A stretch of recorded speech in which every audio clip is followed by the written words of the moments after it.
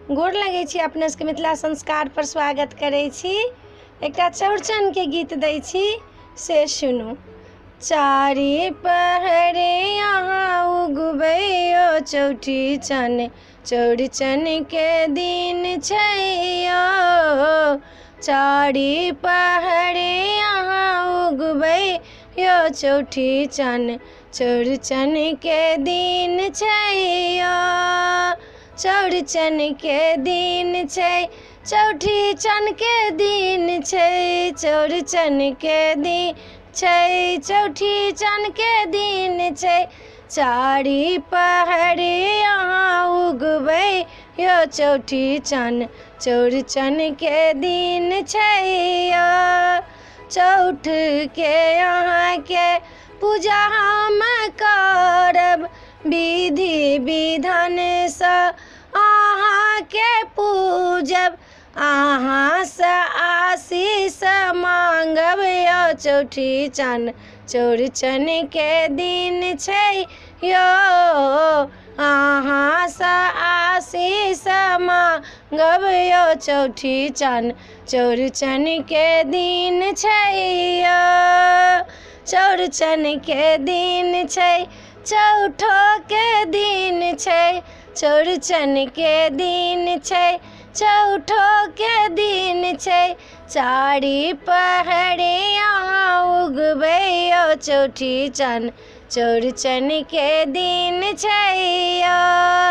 केराउ दालि के पूरी जे बनतै, नव नव मटकुरी में दही पौरेतै, नव नव मटकुरी में दही पौरेतै। पूर्ण के पत पर सजेबै यो चौठी चन, चौड़चन के दिन छै यो। मल्हाना के पत पर सजेबै यो चौठी चन, चौड़चन के दिन छै यो। ब्राह्मण एथिन मंत्र पढ़ेथिन, ब्राह्मण एथिन मंत्र पढ़ेथिन। हाथो मटकुरी ले हाथो उठेबै, हाथो मटकुरी ले हाथो उठेबै।